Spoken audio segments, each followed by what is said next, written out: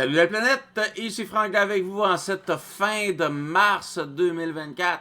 Et je sais pas comment c'est en Europe. Je sais qu'en Europe, l'hiver, vous autres, vous la connaissez pratiquement pas. Là. De la neige, il y en a pas beaucoup, puis des gros froids encore moins. Mais au Québec, on y goûte. Mais cette année, on a été très gâtés.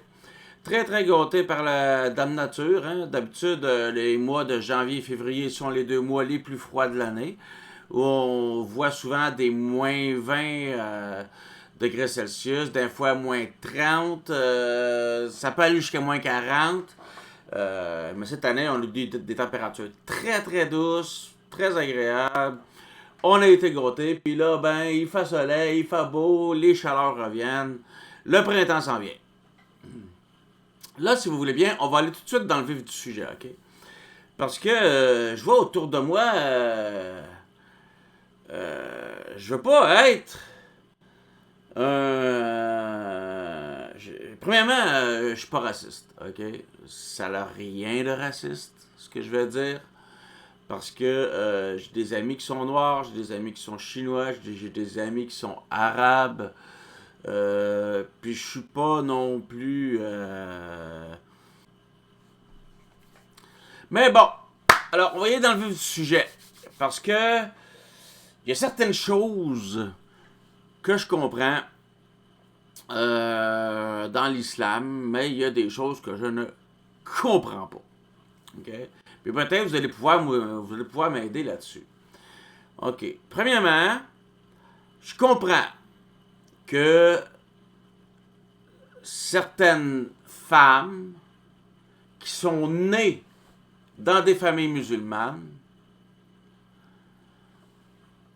puis qui connaissent rien d'autre que ça, soient dévouées à l'islam. Okay. Ça, je comprends ça.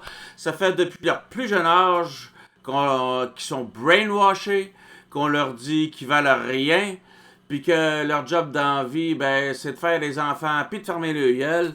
Fait que ça, je comprends ça. On les a éduqués de cette façon-là depuis qu'ils sont tout petites. Je comprends ça. Je comprends aussi qu'il y ait des hommes occidentaux, qui se convertissent à l'islam. Okay? Ça, je le comprends. Je le comprends parce que, hey, on se comptera pas de menterie, là.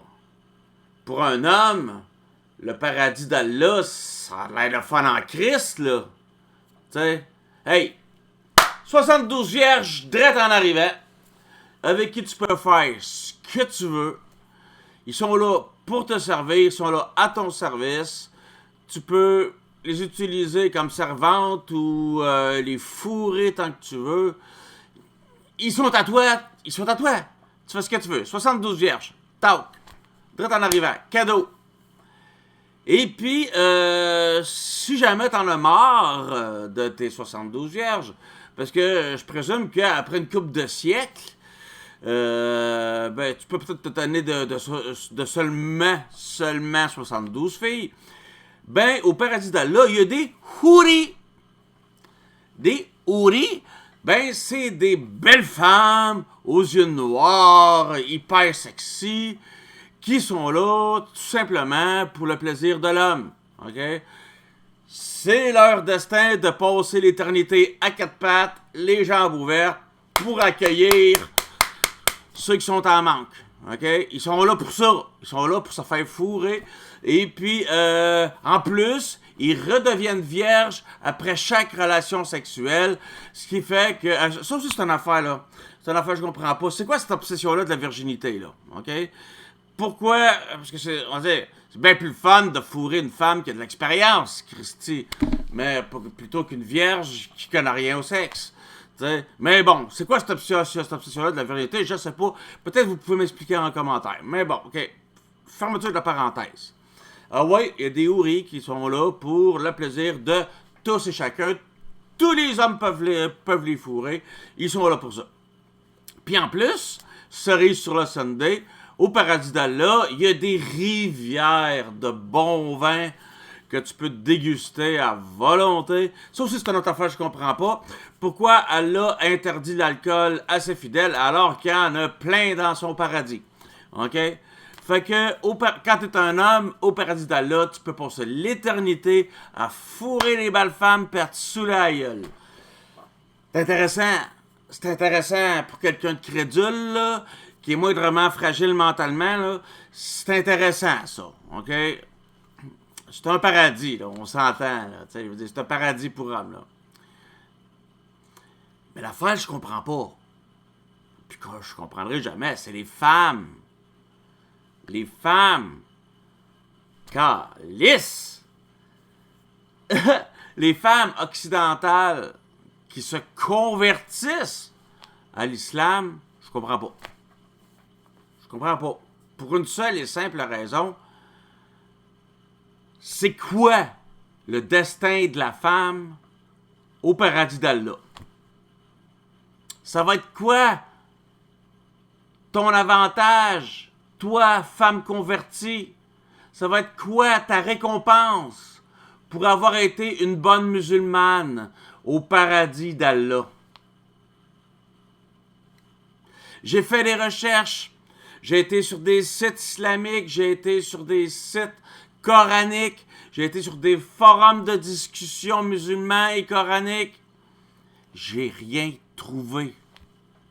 Le seul qu'on pourrait appeler avantage d'une femme au paradis d'Allah, c'est qu'elle ne passera pas l'éternité toute seule. Elle va pouvoir passer l'éternité avec son mari. Puis si elle est célibataire, ben Allah va y trouver quelqu'un parce que il semblerait, je l'ai pas lu, mais je l'ai vu sur les forums de discussion, il paraîtrait que Mohamed a dit qu'il n'y avait pas de célibataire au paradis d'Allah. Alors, si tu meurs célibataire, Allah va te trouver un mari avec lequel tu vas passer l'éternité.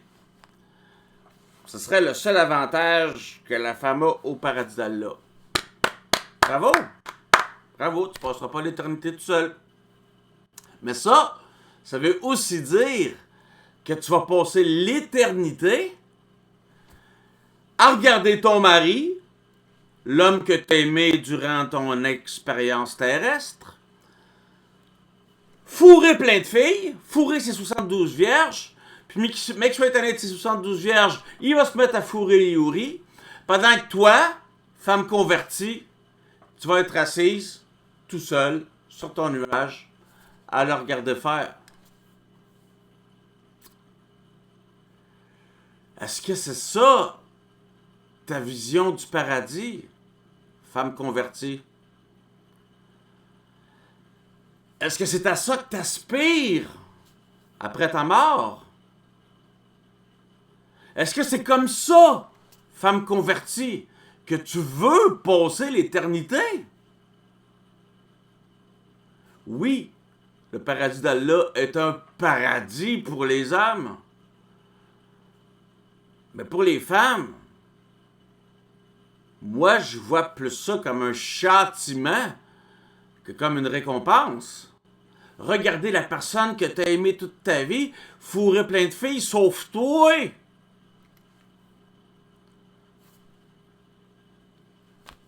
Parce qu'on se mentira pas, Allah a promis 72 vierges, des belles femmes. Hein? On parle pas de belles femmes terrestres, on parle de belles femmes spirituelles, là, okay? Des beautés qui sont au-delà de notre imagination. Ces femmes-là vont être bien plus intéressantes à fourrer que toi, femme convertie.